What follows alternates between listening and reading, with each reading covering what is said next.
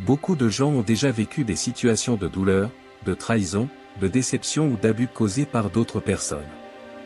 Ces situations peuvent laisser des marques profondes dans notre esprit, dans notre cœur et dans notre âme. Elles peuvent nous faire ressentir de la colère, de la haine, du ressentiment, de l'amertume, de la tristesse, de la peur et occuper nos pensées. De plus, elles peuvent nous faire perdre confiance, espoir, foi ou amour.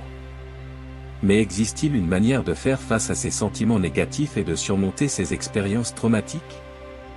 Existe-t-il une façon de pardonner à ceux qui nous ont blessés, voire de nous pardonner d'avoir permis d'être blessés? Prêtez attention à cette histoire. Avant cela, n'oubliez pas de vous abonner à la chaîne et d'activer les notifications. Il était une fois un sage qui vivait dans un petit village. Il était connu pour sa bonté, sa sagesse et sa générosité. Chaque jour, il aidait les gens avec leurs problèmes, en leur donnant des conseils, des remèdes ou des bénédictions. Il ne demandait rien en retour pour ses services, si ce n'est que les gens soient honnêtes, justes et compatissants. Un jour, un homme riche et arrogant arriva au village. Il avait entendu parler du sage et voulait tester son intelligence. Il emmena avec lui un oiseau dans une cage et pensa poser une question au sage. Il dit, « L'oiseau que j'ai entre mes mains est-il vivant ou mort ?» Si le sage disait qu'il était vivant, l'homme allait serrer l'oiseau jusqu'à ce qu'il meure pour montrer que le sage avait tort. S'il disait qu'il était mort, il allait le libérer pour le laisser voler, toujours pour prouver que le sage avait tort. L'homme riche se rendit à la maison du sage et frappa à la porte. Le sage l'accueillit avec un sourire et lui offrit un endroit pour s'asseoir. L'homme riche ne perdit pas de temps et posa sa question. Le sage regarda l'homme, puis l'oiseau, et comprit l'intention de l'homme. Il fut attristé par sa méchanceté. Il réfléchit à la manière de répondre à la question sans tomber dans le piège de l'homme.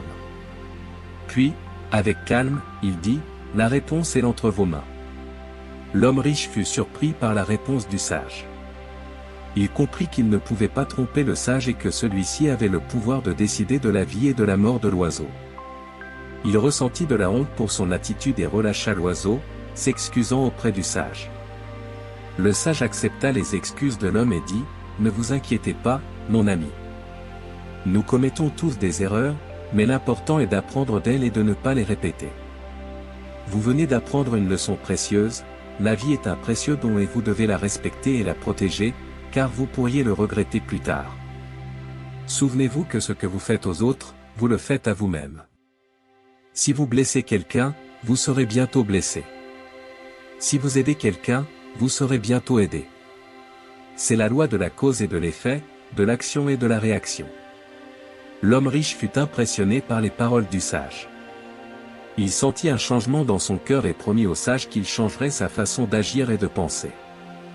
Il remercia le sage pour la leçon et pour sa bonté, prit congé et quitta le village avec une nouvelle vision de la vie, plus humble, reconnaissant et heureux.